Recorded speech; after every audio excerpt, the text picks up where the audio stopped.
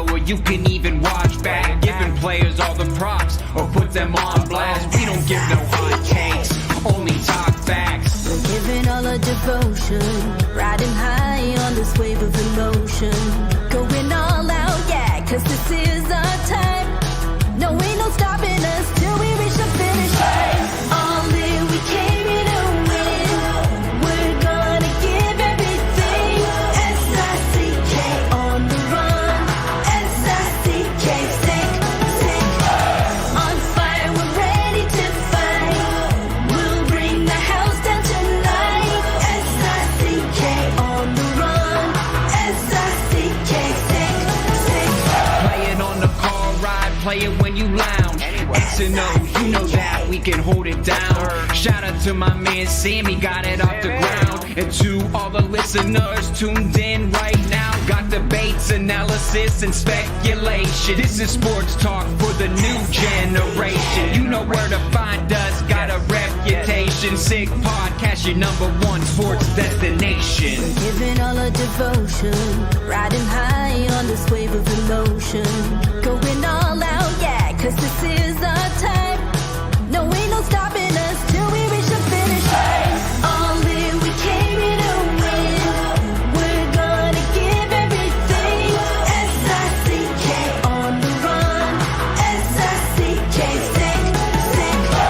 On fire, we're ready to fight. We'll bring the house down tonight. S-I-C-K on the run. S-I-C-K, sick. S-I-C-K is the sickest podcast. Tune in for the audio, or you can even watch back. Giving players all the props, or put them on blast. We don't give no hot takes, only talk facts. S-I-C-K, S-I-C-K, S-I-C-K, S-I-C-K, S-I-C-K, S-I-C-K, All in, we came here to win. We're gonna give everything. S-I-C-K on the run.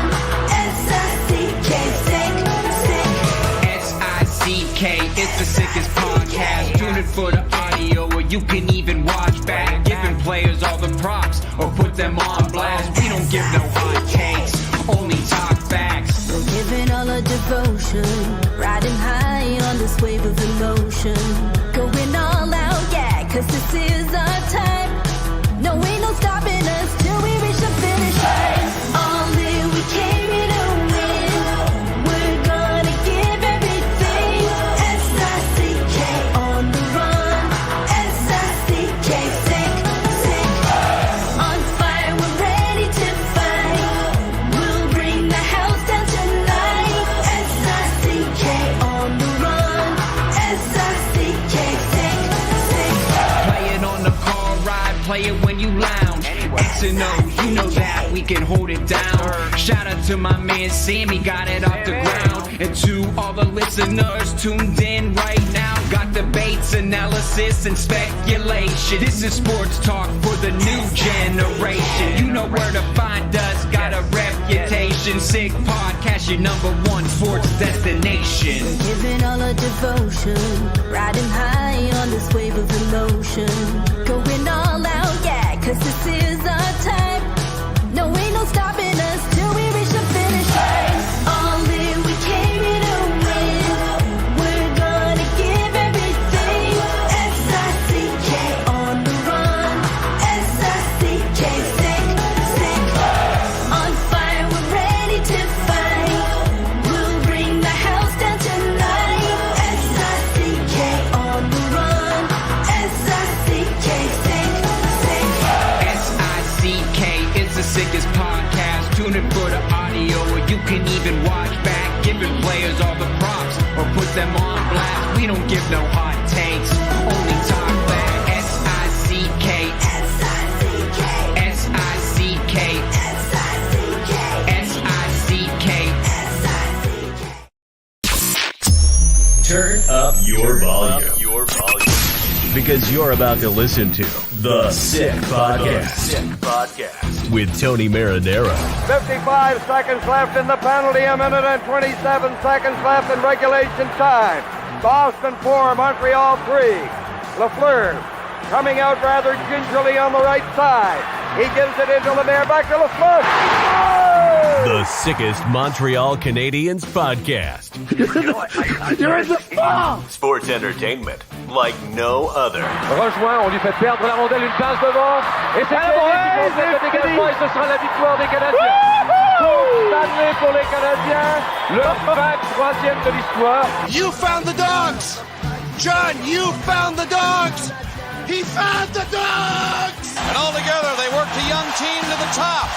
And now, a 24th Stanley Cup banner will hang from the rafters of the famous Forum in Montreal. The Canadiens win the Stanley Cup! Brought to you by Energy Transportation Group. Driven to be different. La Vida TV. Embrace your true nature. And Playground, your premier gaming destination. It's gonna be sick. That's right. It's the Sick Podcast, Thursday, September 26th. You're watching live on YouTube, on Facebook, and on Twitter. As you may notice, I am not Tony Marinaro. Rather, I am producer Shayne. Tony currently is at a charity event. Therefore, he cannot make it to tonight's show, but he will be back tomorrow with a very special show. You will not want to miss this one. But tonight you're stuck with me, and that's okay. I think we're going to have some fun. We got a good guest coming up, as always. But tonight we had a game. The Montreal Canadiens fall 2-1 to the Toronto Maple Leafs in their third preseason game. A weird game. I think on paper, a bit of a mismatch, and we kind of saw that on the ice as well. But lots happened, lots to discuss. And we'll get to that in just a few moments. But before we do, you know the drill. All right. We have some wonderful sponsors to thank because without them, this show would not be possible. And I want to start with Energy Transportation Group. They are a leading full service logistics provider serving all of North America. They are driven to be different. And of course, La Bittt at Tibi, who launched their new Ultra Lager, a refreshing thirst quenching beer, perfect for the chilly fall days coming up. All right. With only 90 calories, 2 grams of carbs, and 4% ABV per can. They're available in packs of 6 and 12 in grocery stores and C-stores all around the province of Quebec. Ultra light, ultra refreshing. And Playground. Step into the world-renowned poker experience at Playground, where free food and drinks at cash game tables, a bad beat jackpot that is over $2.1 million, weekly promotions, daily tournaments, and unmatched customer service. Why play anywhere else? Just located just minutes away from downtown Montreal, across the Mercier Bridge. Playground. All right. As I mentioned, we are live on YouTube, on Facebook, and on Twitter. And later in the show, we're going to get to your questions. So make sure you get them in the comments right now. Our producer, Sammy, is going to filter through them, get the best ones. And me and my guests are going to get to them later on. But I want to bring him in right now. He is Stu Cowan of the Montreal Gazette. Stu, it's nice to see you again. How are you? I'm doing well. How are you? Wonderful, wonderful. I'm listen, there's hockey going on right now. Yeah. Can't be complaining. Beautiful weather. There's golf in Montreal. If you're living in Ile Bizarre, I do feel bad for you, though, because apparently the traffic is awful. But I don't live in Ile Bizarre, so I'm... Or if you're trying to get to Ile Bizarre, it's a nightmare. One bridge to get on and off, and I think it's down to 1 lane each way because of construction. So, yeah. Yikes. But hey, you know what? There's good golf going on right now in Montreal. It's a good time. And Montreal Canadiens played tonight in Toronto against most of the Maple Leafs roster, right? As I mentioned atop the show there. Bit of a mismatch on paper, and we kind of saw that in the shots. I think the shots finished 34-17. Kind of a one-sided game, but listen, I have to start this with one thing, and one thing only, and that's Lane Hutson, okay? Can we just put this to bed? Lane Hutson is an NHL player. I mean, I've seen enough. He belongs in the NHL. Tonight, he was once again probably the best skater for the Montreal Canadiens. You know, Jakub Dobes, we're going to get to him because he saved the game, right? But Stu, what do you think? Is there still a chance he goes to the AHL, or is he just a lock by now? Before training camp even started, before rookie camp started, before anything started, I figured he was going to be on the team. I didn't see any way how he wasn't going to start the season in the NHL unless he totally bombed at training camp, and I didn't expect that to happen. He's excelled at every level he's played.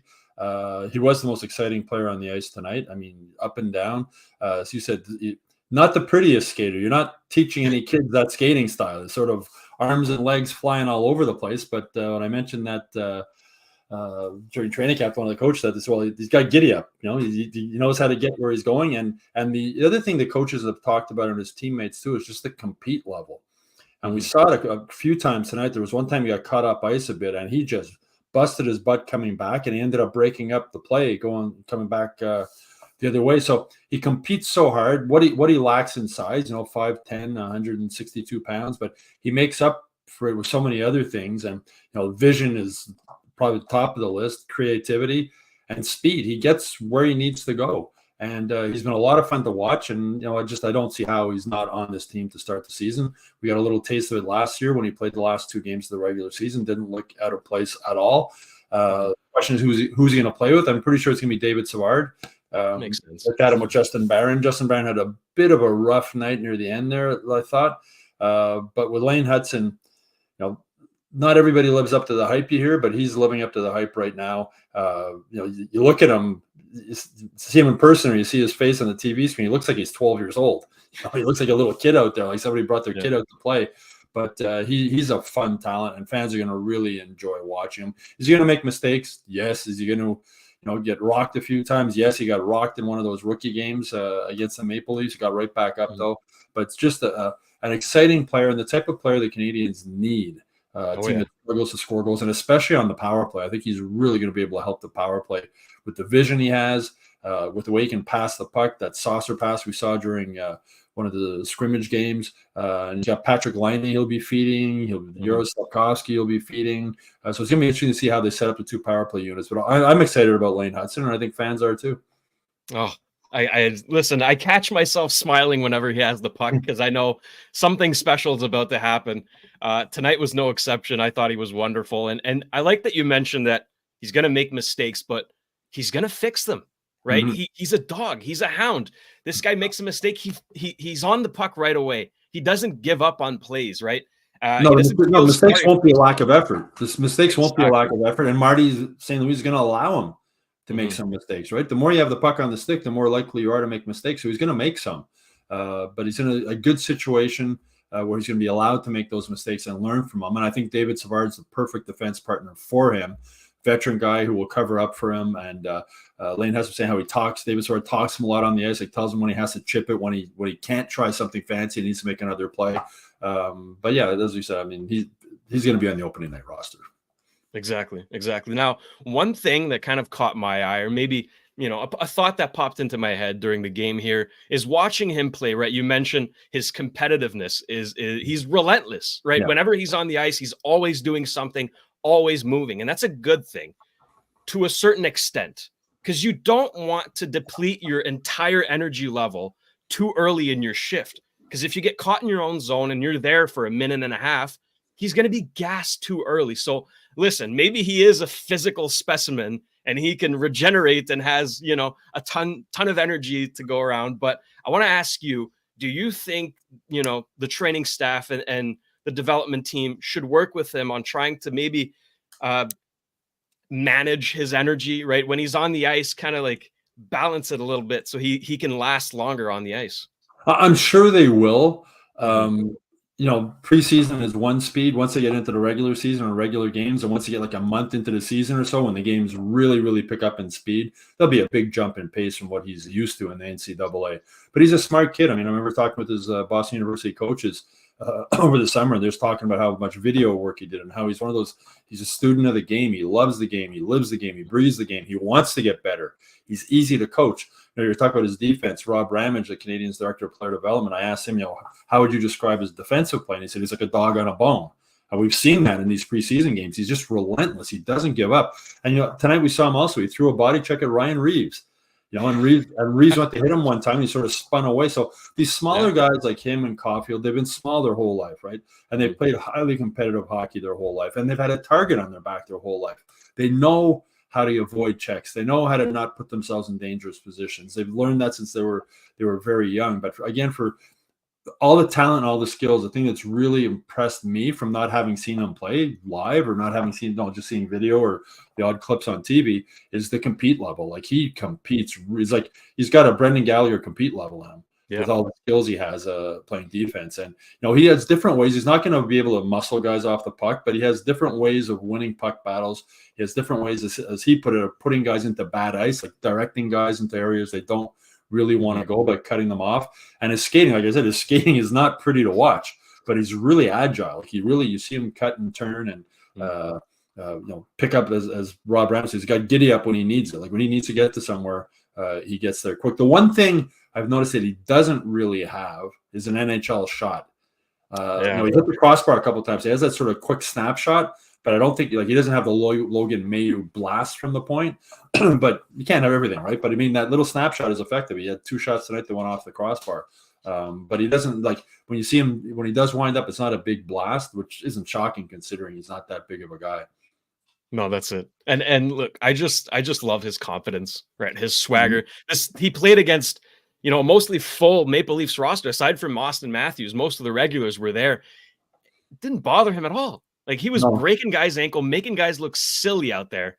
And it's funny. We saw this clip on social media that the Habs released of Nick Suzuki at the media day in Vegas or whatever. And he was having a conversation with Macklin Celebrini, who played with Hutson at BU. And he was telling him, like, the first game, this guy was calling plays at the faceoff. He was like, he is so confident, and that's going to go such a long way, especially as a rookie, right? And by the way, if you want to bet on Lane Hutson winning the Calder this year, I should have gotten the odds for this, but you can go on Betway because they're a leading global online betting and gaming brand. Follow your gut instinct. Go with Betway. Go on betway.com or scan that QR code to join the action. Must be 18 plus and play responsibly. I might just throw a few bucks on Lane there because, man, he's special. Well, the other thing Suzuki said in that little clip was he has something we need. Something right. And that's exactly what I mentioned. The Canadiens need to score a lot more goals if they're going to become a playoff team. This is a guy, he might not score a ton of goals. He can certainly set up a lot of them. Mm-hmm. No, that's it. He's unique. He's unique. I don't think I've ever seen anything like that. It's wonderful. Look, I mentioned it earlier in the show. Jakub Dobes, aside from Hutson, probably, the star of the night. He really stood on his head. I mean, both goals that went in, not his fault at all. Nothing bad to say about him. He looked on top of his game. Another year in Laval for him, right? But he's going to be the first call up if one of those goalies go down. The upside, man, like this is a big guy, right? Yeah. Jakub Dobes is huge. I don't have his measurements here, but I think he's like 6'4" at least, right? And the way he moves, his vision, his confidence, again, man, like there's something cooking here in net. Like you got Primo, who's looking good, Dobes, who's already looking good, Fowler, who's got probably the most upside out of any goalies. I mean, I don't know why they were even in on Askarov to begin with. I'm pretty confident in the goaltending right now. Well, Dobes, I have the roster here, 6'4", 215. He looks even bigger than that in net. He looks like he's about 6'7". Maybe it's with those super long pads he wears. But yeah, he was really good. Then he's an insurance policy, right? I mean, the Canadiens aren't 100% confident, I don't think, in their goaltending situation. Samuel Montembeault played well last year. This is the first time he's ever going to have a chance to prove he can be a number one goalie in the NHL. I think he can. I think he did enough last year to show that you can give his team a chance to win just about every game he's in is what you want from your number one goalie. I'm not as sold on Caden Primo. I still think Caden Primo mentally has if he lets in a bad goal, he can let it affect him. He seems his body language isn't great when he's sort of having an off night, whereas with Sam Montembeault, everything rolls off him. Like he's as calm and cool as he's almost like Carey Price in that. Was just nothing seems to phase him. Calm, cool, goes with the punches. So I'm not I'm almost 100% sold that Montembeault can be a legitimate number one goalie. Caden Primo, I'm still questionable about. Last season wasn't great for either of those goalies with having the 3 goalie system with Jake Allen. For those who have watched the Crave series, the rebuild, Kent Hughes talked about, they knew they were going to lose him. They knew it wasn't a good situation, but he knew that he was going to lose Caden Primo from his information if he went on waivers. So they kept all 3. Wasn't great for all 3, but he did end up being able to trade Jake Allen to New Jersey at the deadline. So now that situation is taken care of. I spoke with both Montembeault and Primo about it, and they're much more comfortable with the 2 goalie system, like any goalie would.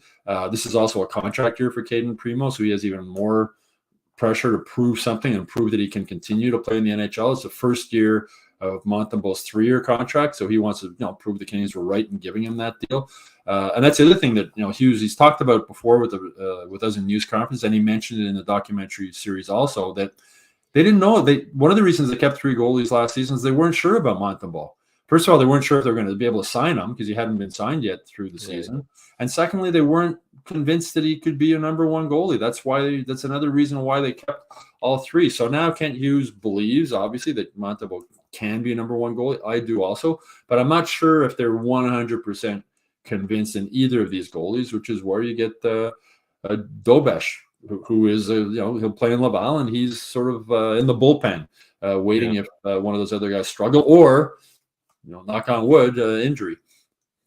That's it. I mean, last year I remember Dobes, he was a bit shaky in Laval, right? Kind of took some time to adjust to the pro level, but once he did, he was locked in. He was locked in, and so far in preseason, he's played a game and a period and a half. We'll say he's looked fantastic. No challenges shooters, and watching him, when he comes out, there's not much net to shoot at. He plays his angles and he comes out at guys, and he fills up a lot of that net with those long pads he uses. Also, I'm sure that whatever the maximum length is allowed, but he fills up a lot of the net. And tonight I thought, did you say him and they were the 2 best guys, him and Lane Hutson, on the ice tonight for the Canadiens. No doubt. And today this was a really tough game for the Canadiens. This is not. No, it's practice this morning in Brossard at 10:30. Imagine they got something to eat after that. Then to the airport, fly to Toronto. Usually these guys' routine is to have a nap before the game, right? Not having a nap today. It's now they're probably in the air right now, coming back home or getting close to arriving back home. So it's not your routine or your average hockey game day. These are really, and Toronto will have the same thing Saturday when they come here. During the regular season, teams have to be in the city the night before the game. But in the preseason, teams fly in the day of the game, play the game, and fly right back out. So there'll be some tired Canadians. The guys who played tonight will be tired at practice tomorrow morning also. A long day for them, and it wasn't a great hockey game. And the first preseason game was pretty entertaining with the Habs. The second one, not so much. Tonight, not so much. And it's sort of, I feel for season ticket holders who are forced to buy preseason games at full price. I visited a buddy of mine during the intermission the other night at the Bell Center, and his 2 tickets are $200 a pop. So Monday and Tuesday night, it cost them $800 to watch 2 preseason games, not including beer and parking and whatever else. But it's supply and demand, right? As long as people are willing to pay it, they'll do it. Yeah. No, that's it. I mean, I understand tonight's lineup, right? This lineup that they iced was more so, bubble guys, for the exception of Newhook and whatnot. But they're giving a shot to everyone that, okay, show yourself now. Okay, you're playing an actual NHL team tonight. You're not playing scrubs. Show up. Who wants it more, right? So I get it, right? And before the game, kind of the storyline was down the middle. Yesterday's show, Tony had Craig Button on, and they talked a lot about Dvorak and Kapanen and all that. And tonight we got to see Dvorak, Kapanen, and Beck, all 3 centers play. And you know what? I'm still left on my appetite. It's kind of hard to gauge where this is going. I think Dvorak will keep his spot. Yeah. Kapanen is going to return to Sweden. Beck is going to go to Laval. I would put money on that. But, Dvorak, I mean, the first period was iffy. Then he gets the goal. Then I think he kind of got into the game a little bit. But what do you need to see from him to really solidify his place on the team and not become a trade target? I mean, he's had so many injuries since he's come to the Canadiens. It's awful, crazy. So, I mean, He's going to be with the Canadiens. I don't see him not starting the season with the Canadiens. They're hoping he can bounce back, stay healthy, have a productive season, last year of his contract, and then they can get something for him, right? Mhm. Asset, add another asset at the trade deadline or earlier than that if they can. That's the plan with him. They want to play him. They want him to play well. They want him to stay healthy so they can trade him and get something for him. That's the plan with Dvorak. He's going to be on the team to start the season. I'm certain of it. He's had a really, really rough time with injuries. And as I say, it's asset accumulation is the word that Kent Hughes likes to use. You've got Owen Beck knocking on the door to come in and play. Also, the last season of the contract for Jake Evans. So there's a couple of center positions. It's the way this rebuild has gone. They've got all the dominoes are all in place. Like they've got things are set up well. You mention Jacob Fowler coming up. Goes back to university for another year this year. If he plays really well, do they bring him up next year? Put him in Laval. Montembeault's got the 3-year contract. 3 years down the road from there, or 2 years down the road from now, is Fowler ready to come in? And he's your number one guy. You got Dvorak and Evans going out on contracts. Now you've got Owen Beck and maybe Florian Jacquez, the fourth line center down the road. So when you start seeing this rebuild go along, and some fans get frustrated they haven't made the playoffs, and you see some comments, the Canadiens are horrible and this management team. There's a plan in place, and we're starting to see it now. The pieces are starting to come together now. You can see exactly what they're trying to do. So if Dvorak leaves and you get an asset for him, and now Owen Beck steps into that position, and now you keep building, right? You have a guy step in, and you get whatever draft pick they get for Dvorak or whatever young prospect, depending on how well he plays. So there's a method to the madness with what these guys are doing with Hughes and Gorton, and we're seeing it come together now. And there's so much young talent. I think it was RDS the other day on their Twitter account put out how many players they have under age 23 or 24, and it's crazy. Like you know it, but then when you actually see it in a list, it's like there's a lot of young talent on this team. And we're talking about the rosters tonight. How the Leafs dressed almost an NHL roster and the Canes didn't. It'll be the reverse on Saturday. Mm-hmm. Because the Leafs have their season ticket holders at home paying a lot of money to go to this game tonight. They want to put a half-decent team on the ice for them. And then when the Canadiens are here on Saturday against the Leafs, the Canadiens are going to want to put a half-decent roster on the ice for their season ticket holders, where I'm sure the Leafs will send a similar team to what the Canadiens sent tonight to Toronto. No, that's it. But, I see a lot of comments, people saying, get the Dvorak off my team. Kapanen's so much better. Relax. There's a process. There's a process to it all, right? Right now, it just makes more sense to keep Dvorak with the team, right? Don't trade him yet. Kapanen's going to go back to Sweden. He's going to dominate. His coach said he's too good for the league, right? So he's going to have a great year in Timrå. Don't worry about him. He's going to come back next year. He's going to be even better, right? We already like what we see. He's going to be even better. And then Owen Beck's going to cook in the AHL. He's going to do well. And again, next year is another story. Maybe he'll have a crack at the team, but I think the center, that center battle, if you will, I think it's already settled. But it was nice to see the three guys tonight kind of battle it out. Now we go in defense. And last show you and I were on, we talked a bit about Justin Barron, how there is a bit of a battle here. Like Logan Mailloux is on his tail. Like he is playing really good. So Justin Barron has to step it up. I liked him tonight. Like you mentioned at the end, maybe got a little complicated, but overall, I liked his physical involvement. He hit some guys. Defensively was good. Do you think right now he's doing enough to keep Mailloux in Laval? I think they're probably both going to stay here. I think with Barron, it's almost the same situation as Primo last year. I think they're going to keep him because they have to keep him, because he's got to clear waivers if they're going to put him down. They're going to keep him and try and develop him here. Mailloux was really good throughout training camp. But I was talking with Mailloux the other day, and I asked him, nobody wants to go back to Laval, but in hindsight, how did that help you? And he said it helped him a lot because he played a ton of minutes. He said he had highs, he had lows. The team had highs, the team had lows, and he said he learned what it's like to be a pro for a full season.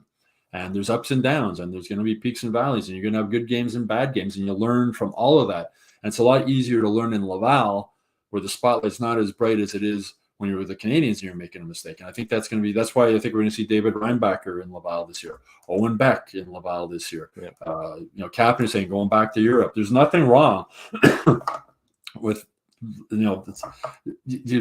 guys, you never hear about somebody spending too long in the AHL, right? Or too long developing. You hear about guys who weren't given enough time to develop. So let them develop. And as I say, spots are going to open. Right now, there's not a spot open at center, but there's going to be 2 of them next season opening up. And Michael Pizzetta's contract is up. There's another spot opening up. I mentioned Florian Jacka. Maybe he's your 4th line guy who goes out and hits and can fill that role. So they have people coming up, prospects coming up to fill the spots that are going to be vacant, and there's the potential of them being upgrades, right? Maybe not immediately, but you talk about Kapanen, people are all excited because he played a great rookie game and he played a great preseason game. Like relax. Preseason game, the veterans are just going through the motions, trying to get themselves ready for the season. Nobody's going 100%. We saw that tonight. Parts of that game were pretty bad to watch. The game the other night against New Jersey, parts of that game were pretty bad to watch. We'll see once the puck starts. And Christian Dvorak has been in the NHL a long time. I feel bad for him because in Montreal he's just been hurt all the time.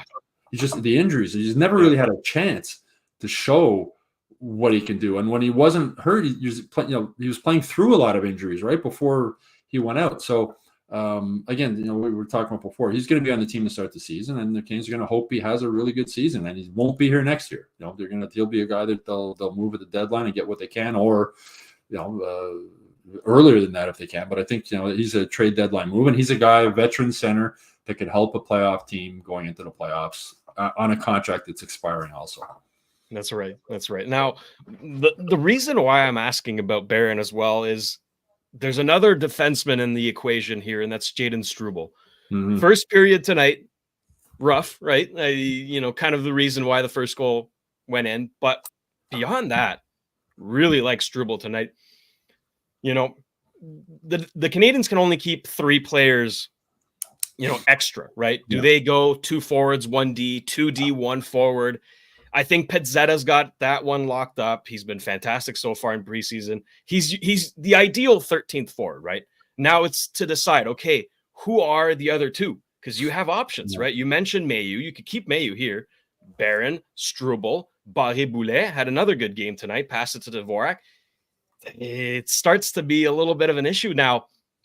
I believe Struble is still waiver exempt. So is Mailloux. So that makes it a little easier if you want to prevent Barré-Boulet from hitting the waivers. But they have, I guess, a good problem in their hands right now. They do. And I think Struble is going to be the odd man out. It's a numbers game, right? And the waivers thing does come in. So even if he does play better than Barron, they're going to lose Barron if they send him down, and they don't want to lose Barron. Barron was a former first-round draft pick with Colorado, right? He's a skilled guy. Marty St. Louis was saying the other day, we know that Justin Barron can skate. We know that Justin Barron can make a good first pass. We know Justin Barron has a good hockey sense. We know he's good when he has the puck. But then, as St. Louis said, if he plays 20 minutes in a game, if Barron plays 20 minutes in a game, he might have the puck on his stick for 1 minute. Mm-hmm. So it's what he does those other 19 minutes, how he boxes guys out. Does he block shots? Does he win his physical battles? Those are all the things that Justin Barron needs to work on. Now, with Mailloux, Struble, they've already seen what Struble can do in the NHL. They've had a pretty good sample size. They know what he can do and what he can't do. Logan Mailloux, they're not sure, right? But he's a much more high-end prospect than Jayden Struble. He's much more of a blue chip guy as a first-round pick. So I think they want to see what he can do, and I think now is the time to give Logan Mailloux a chance to show what he can do in the NHL. So that's why I think Struble is probably going to be the odd man out when they make the final cuts. And that's just pro hockey. It's like it's a business, and it's not there's other things that come into effect, not just how you play, right? It's the numbers, it's a waivers situation, it's all that kind of stuff. And Marty St. Louis today had a good quote too. I was talking about it looks like the 4 forward lines are set, right? The 4 lines are set. Mm-hmm. It was Arpon Basu who asked them, what does that message send to the other guys, the Owen Becks and the Kapanens and these guys who are fighting for a spot, when they already see that these are probably going to be your 4 lines to start the season. And as Marty said, a lot of it's timing, but you're not only playing for the Canadians, other people, like the preseason game, there's scouts at all the games. Other guys are watching you too. Not just the Canadiens coaching staff. Other people are watching you play also. And they have to keep that in the back of their mind because the Canadiens are going to make moves down the road. They're not going to keep all of these guys. So it was a good answer by Marty, just saying that, you're not just playing for the Canadians coaches and the Canadians development staff. You're playing for the scouts and everybody else that are watching you for your career. Your career might not be with the Canadians in the future. It might be somewhere else, but you're with the Canadians now. And this is your opportunity to show what you can do to us and to other teams who might have an opening for or looking for a young center or a young defenseman or a role that the Canadians are already set in. And that's where we're talking about asset accumulation. And that's when Kent Hughes has the ability to make deals when you're in that kind of situation. Absolutely. Absolutely. Now, I want to remind everyone that we are live and we will be taking questions. So keep sending them in the comments. We're going to get to it very shortly. But before we do, Stu, I want to talk to you about one player. That's Luke Tuch. Okay. Luke Tuch. It's nothing flashy, but it's effective. Now, I played defenseman, granted at a lower level, but I played defenseman for the better part of 10 years. And that is the exact type of forward that I would hate going up against. He makes the opposition's life so much harder. Tonight, he was physical, hitting everybody. Doesn't matter who your name is. He laid out Tavares. Like, I really enjoy his compete level, his dedication, and he knows his role. He knows what he has to do. He knows what he's good at. I really enjoy Luke Tuch so far. That's exactly what Marty St. Louis said this morning. He said Luke Tuch knows who he is and what he is. He's a power forward. He knows exactly what he is. He knows what his strengths are. He knows how to use them to his advantage. I asked Tuch this morning, I said, do you see some of Josh Anderson's game in your game? And he said, well, apart from the way they shoot different hands, he said, yeah, that's sort of the type of player he wants to be, the guy who can go hard to the net. He has a good shot. He's a man. He's he's physically developed. He's physically an NHL player already. Like, he doesn't, Lane Hutson still needs to put on a little bit more weight. Florian Jack still needs to fill out a little bit. He's a little raw. Tuch is a physically NHL ready player right now. But he's going to go to Laval also. And it's going to be good for him. He's only played NCAA hockey. He's never played more than like 39 games in a season down in the NCAA. And as Logan Mayo had played a lot of games in junior, but that's going to be tough for a guy going from NCAA. And it's going to be tough for Lane Hutson also. He's never played more than 40 regular season games in the NCAA. Now it's 82 games at the NHL level. So it'll be interesting to see how the Canadians rotate their young defensemen. They probably have their top four. Will be pretty well set, and then 5 and 6 and 7 will rotate around a bit. So they did that a little bit last year also. But for Tuch, he's physically ready to play in the NHL, and he's looked good right through training camp. He's a physical presence, and as Marty said, he knows his role. He finishes his checks. He goes hard to the net. He can shoot the puck. He looks. It's funny when I see him on the ice. He looks like Max Pacioretty, just physically, like he's with the beard and that. And funny Pacioretty on the ice tonight with the Leafs, but I think they've got a really good future power forward developing in him coming up. Absolutely. And then you add Florian Jack, you add Tyler Thorpe to that. They got some good size up front. They got some good size. All right, Sammy. This is podcast. I know Chris Nyland's always telling me, he says the Canadians need more men. They need more men, and it's a great line, and they do. Like, they need. They're going to go in the play. You need men when you're playing in the playoffs. You need big guys who can grind and pound and hit. Josh Anderson, when the Canadians went to the Stanley Cup final there, he was awesome. Like, he was hitting everybody and driving the net. He wasn't fun to play against. And you need guys like that when you're going to get to the playoffs. And Tuch can be that guy. Florian Jack is a big guy. Emil Heineman, we don't know, we haven't really talked about him. Here's a guy, big body. He threw a couple of big hits tonight. They need to get bigger. They need to get stronger. But they also need to have guys who can still play the style of hockey Marty St. Louis. You don't want Ryan Reeves running around the ice out there, right? That's all they can do. You want guys who can play a physical game, can hit, have offensive ability, can shoot, can score. And the Canadians have some of those guys coming. I mean, Florian Jack, watching him, he's really raw, and they knew that when they drafted him. But there's potential. There's potential in him, and he's going to take probably a couple of years. It'll be interesting to see if they do put the two brothers together for a preseason game, because they had put them on the same team when they new teams at training camp, and then they weren't together for the preseason game. So after maybe Saturday night we might get to see the two of them together, which would be pretty cool. And I know the parents would just be over the moon, and especially since it's a Saturday. Excuse me, his parents would probably be able to drive in from Hamilton to watch the game. So that would be really special.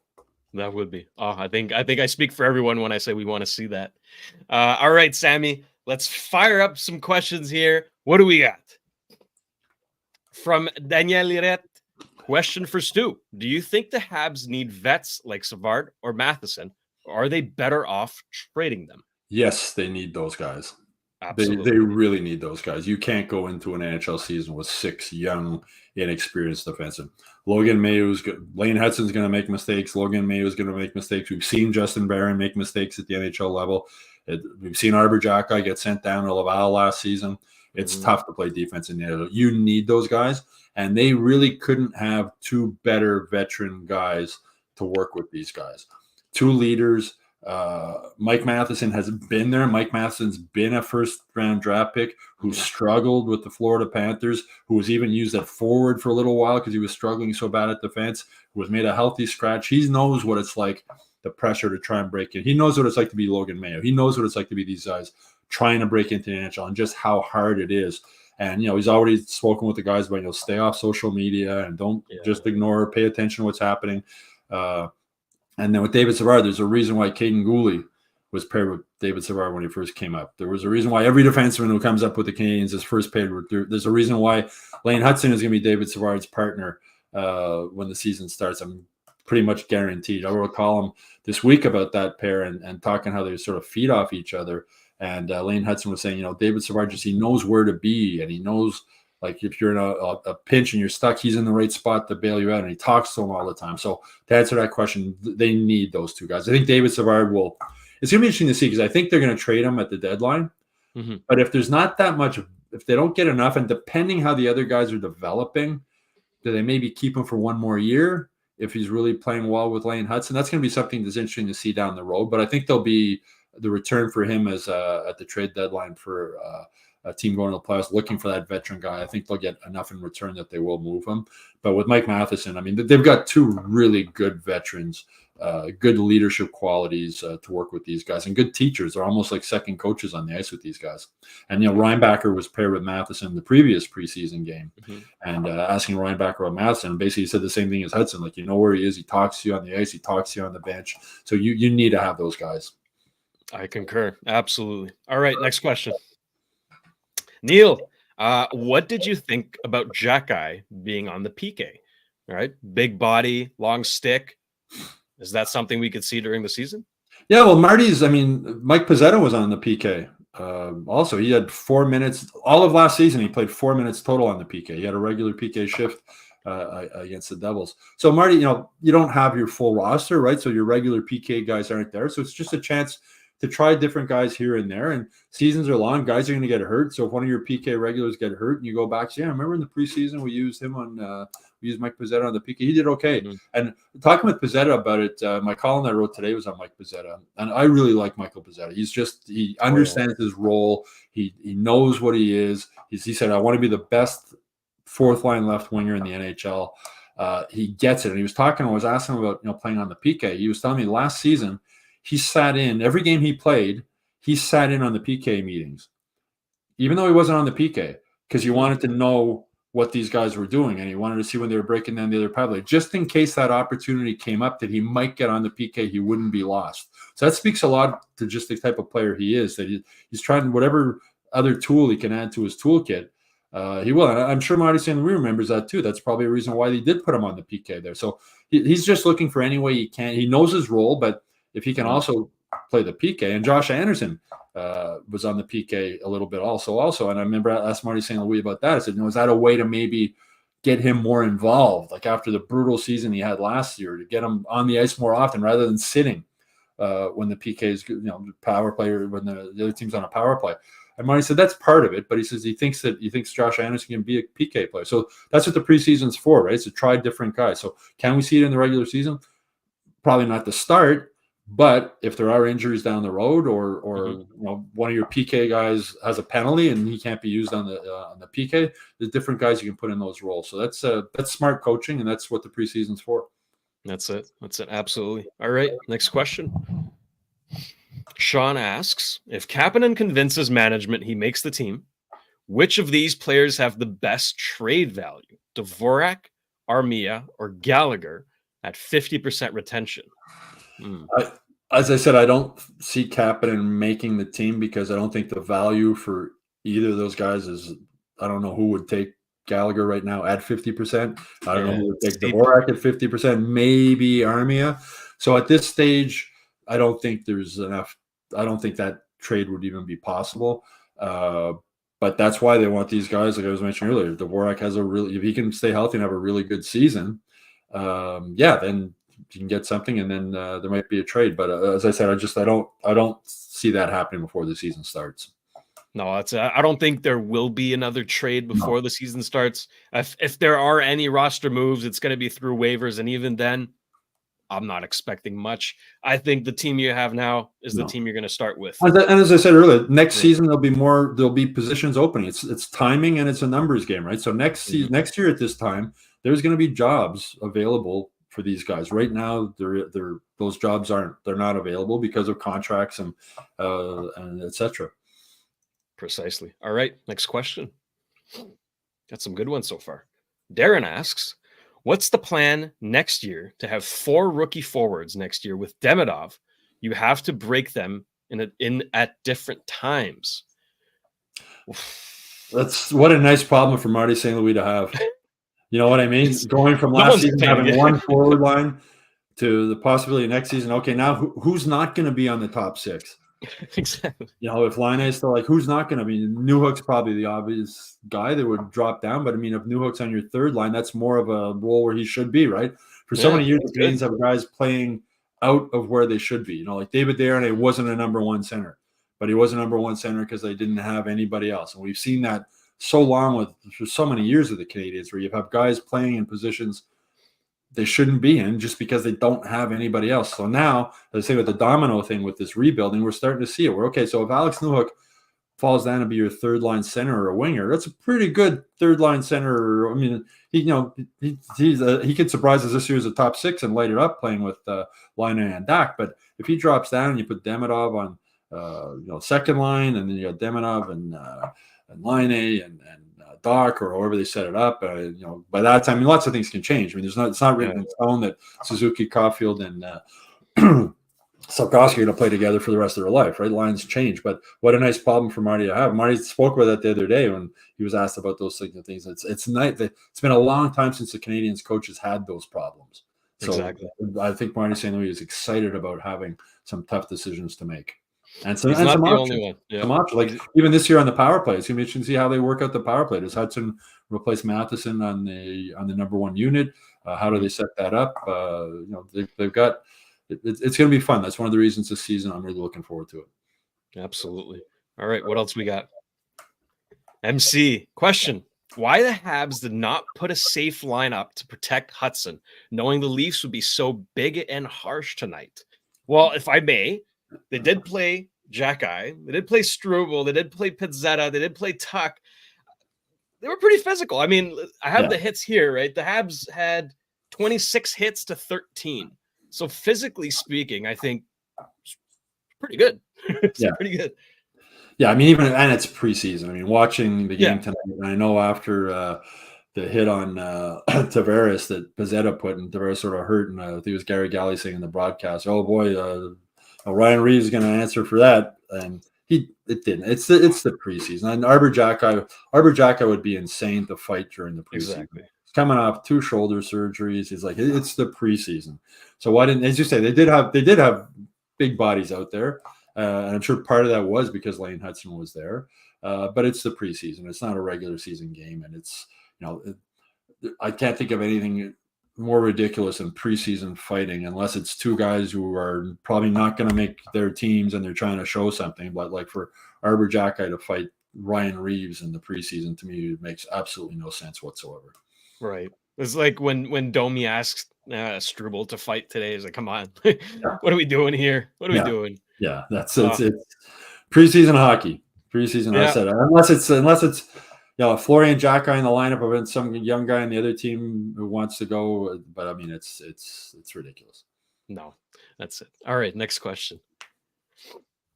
Cody asks, do you think the Habs need to move on from Barron?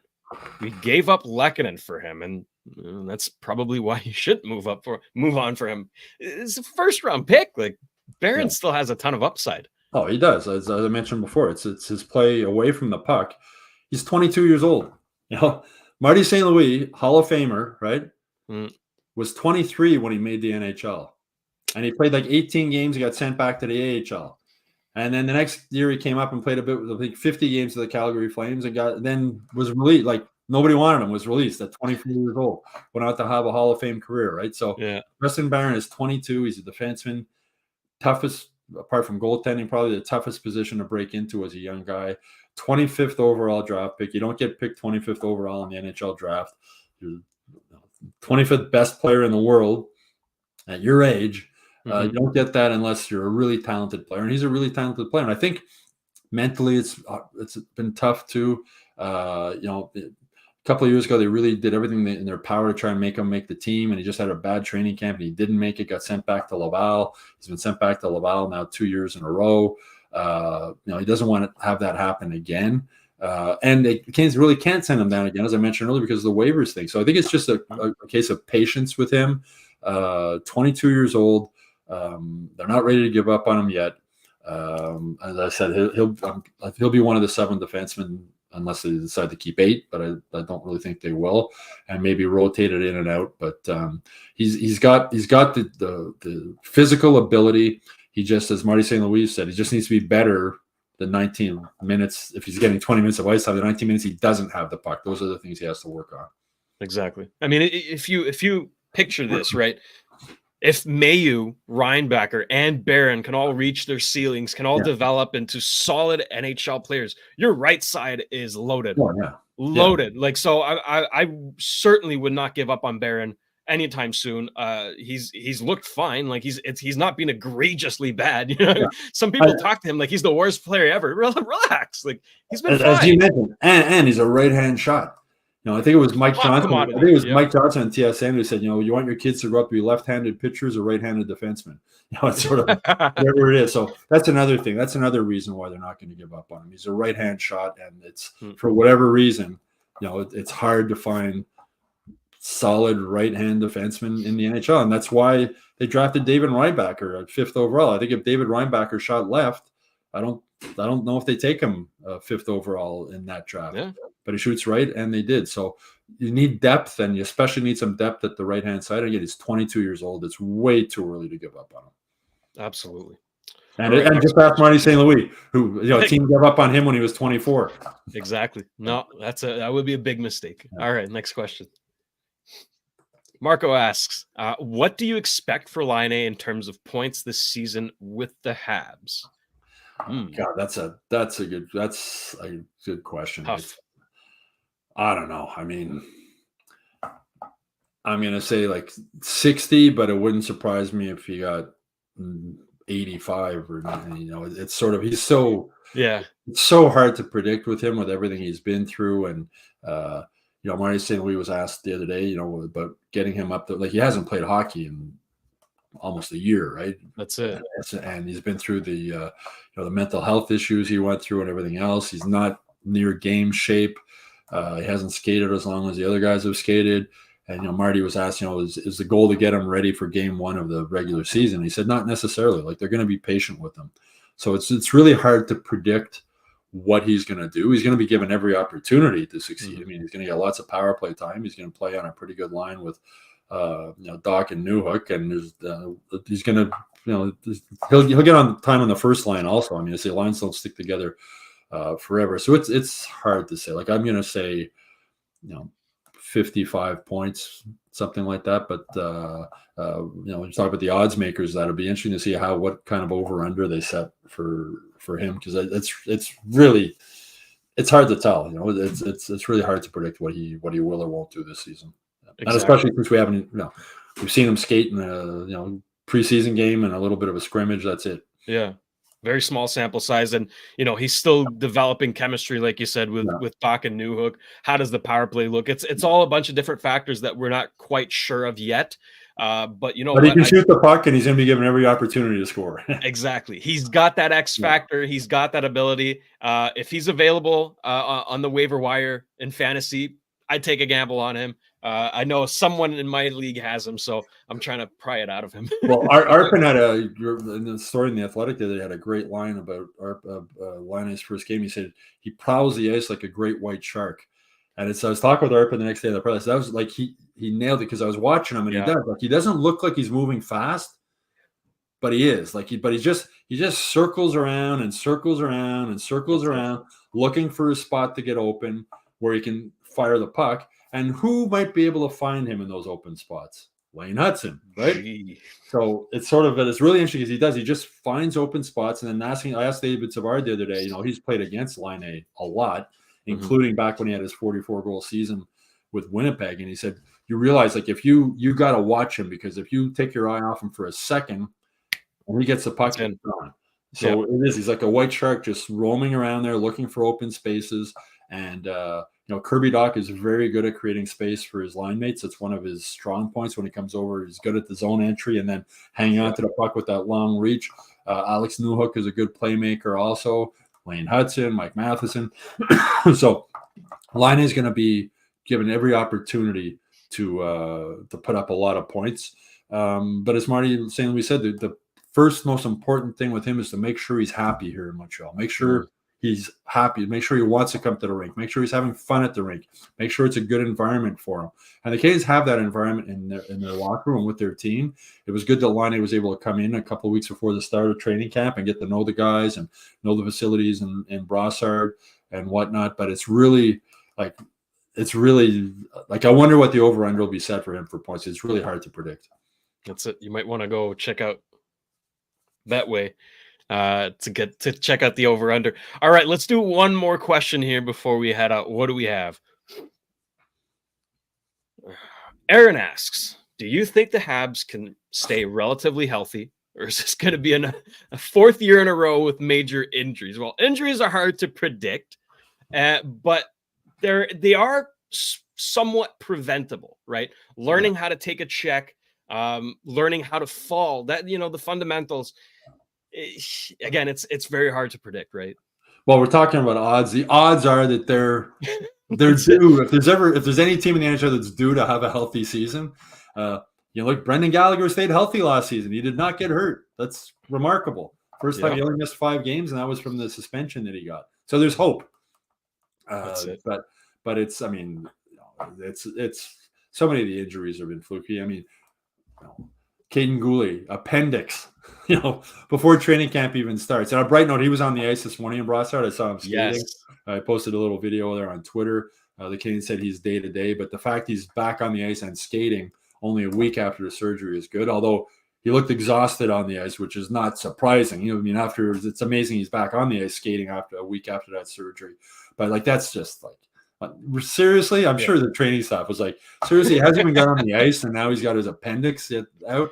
So, but if there's a team that's due to have a season where they can stay healthy, this has to be it. And Kirby Dach, I don't know how many times I watched that video, the hit from Fleury last year that blew out his knee. I'm going how did that blow out his knee? I've watched it so many times. How did that do the damage that it did? Yeah, to his knee. It's remarkable. And then you're talking about Gallagher. I mean, broken foot, a shot off the foot, broken hand, shot off the hands. You can't prevent that stuff, right? That's the only way you prevent that stuff is by not trying to block shots or not going to the front of the net. You don't want guys doing that. No. So it's so much of it is, we saw it tonight in the Leafs game, where Tavares looked like he might have been hurt. And then Nylander. That was the most bizarre injury either. His buddy pushes him on a back check and his head goes into, that was the most crazy. So imagine if it is a concussion and he's out after that. Terrible. So it's you can't predict what's going to happen with injuries, but if there's ever every team that is due to have an injury-free season, for Dvorak, what these guys have gone through, what Kirby Dach went through last year, seeing him sitting in that same seat every game in the press box, and just you want to see these guys stay healthy. Brendan Gallagher, with everything he's been through in his career, I still think if Brendan Gallagher can stay healthy and have set line mates, I wrote this week, I think he can score 20 to 25 goals. And as a third, fourth liner, forget about his salary. The salary is what it is. He was given that contract. But with the guys playing on the top 2 lines, if you can get 20, 25 goals out of a third line guy, that's just going to add to their offense. But so much of it has to do with injuries. And last season, when Kirby Dach went down in game 2, whatever slim playoff hopes the Canadiens had were almost wiped out. You just lost one of your key players in this rebuild. It was basically gone. So hopefully for the Canadians' sake, they can they're due for a season without any injuries or any major ones, and we'll see what can happen. We're knocking on wood. We're hoping for the best. Stu, it's been a pleasure as always. We're always excited to have you on the show, and hopefully we'll see you again next week. Have a good one, my friend. Take care. You too, my pleasure. Beautiful stuff. That was Stu Cowan of the Montreal Gazette. Guys, we really do appreciate your support. Over 2,300 people watching right now. Great stuff. Montreal are back again Saturday against the Leafs in Montreal this time. And like I mentioned, for tomorrow's show, it's a special one. Okay, I'm telling you, Tony's not usually on Fridays, but he's making an exception tomorrow. You're going to want to tune in. Trust me on it. We want to thank our sponsors, as always, Betway, Energy Transportation Group, Playground, and La Bittt at Tibi. Thank you for letting me be a part of your night. It's always been a pleasure. I love talking Habs. I love interacting with all of you. For Sammy, Juliana, and the entire Cavallaro crew back at Master Control, this is the Sick Podcast. I'm producer Shayne. Until next time, take care, everyone.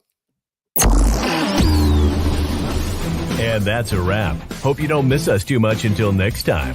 Follow the Sick Podcast with Tony Marinaro on YouTube, Instagram, Facebook, Google Play, and Apple Podcasts. The Sick Podcast is brought to you by Energy Transportation Group, driven to be different. LaBit.tb, embrace your true nature. And Playground, your premier gaming destination.